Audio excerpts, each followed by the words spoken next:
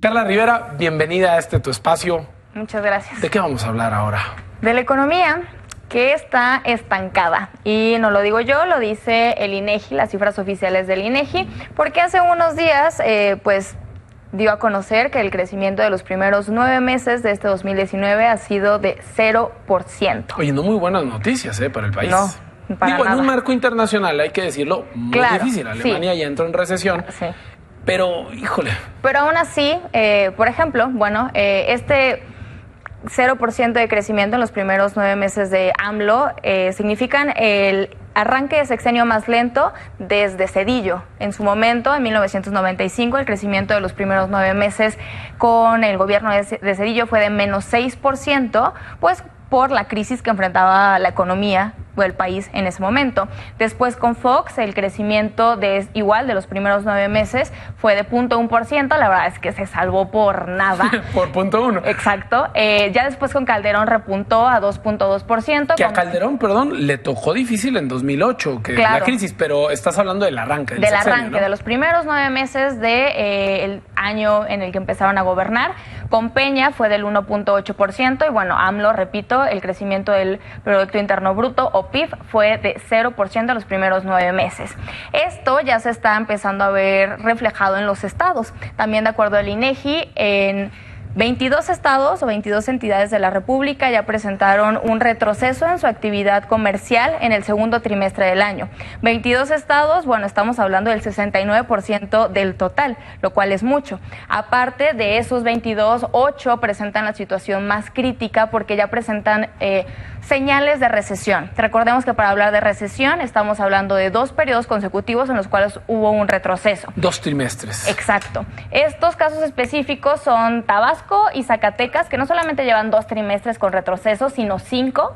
Chiapas, Estado de México y Nayarit llevan 4 trimestres con retroceso y Baja California, Oaxaca y Sonora acaban de entrar en este listado, pero igual es preocupante la situación. Bueno, que al sur de México, Tabasco, la tierra del presidente, y Chiapas, donde se espera una fuerte inversión, pero en estos 9 meses todavía no ha podido cuajar. Tabasco, de hecho, es el estado del cual menos ha crecido, de acuerdo al INEGI, este reporte que acaba de dar esta semana.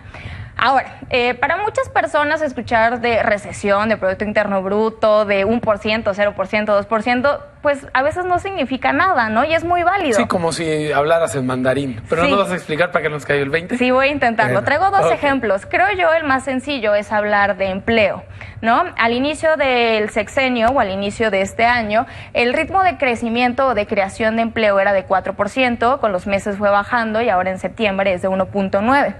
Eso significa que los consumidores, o en su caso los mexicanos, son más cautelosos, es decir, gastan menos, se endeudan menos y eso hace literalmente que haya menos flujo de dinero y que haya un estancamiento, ¿no?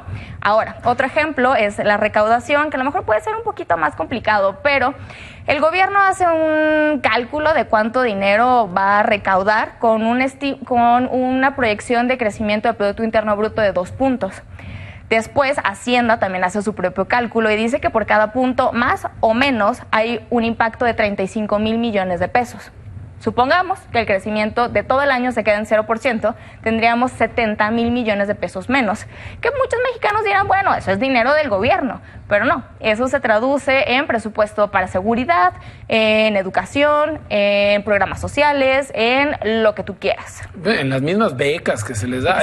Los programas sociales de los que hablas, sí. Eso se traduce en lo que llega a los bolsillos ahora con esta cuarta transformación, ahora sí es directo al bolsillo. Exacto, pero también lo podemos ver con servicios, por ejemplo, o con temas de seguridad, ¿no? El tema muy sensible y muy sonado y demandado por los mexicanos.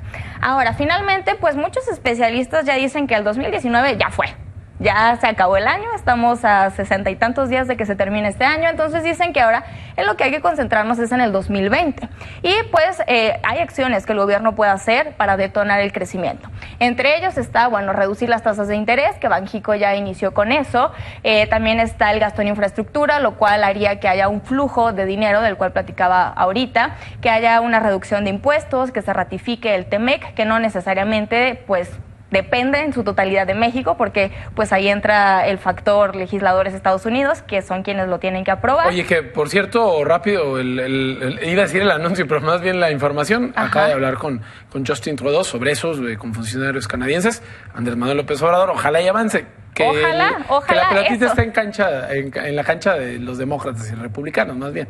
Sí, pero eso pues sí haría que hubiera un mayor certidumbre y mayor inversión, ¿no? En su defecto. Pero bueno, pues esas son algunas cosas que puede hacer el gobierno para pues incentivar el crecimiento del siguiente año. Ojalá que haya un repunte para el 2020. Sí, sobre todo si se quiere llegar a ese 4%, ¿no? Que Sí, es la pero promesa o el pronóstico de Andrés Manuel Pues López no, Obrador. yo lo veo muy difícil. Sí, está difícil, Estamos sobre viendo, todo. a ver si llegamos a 1.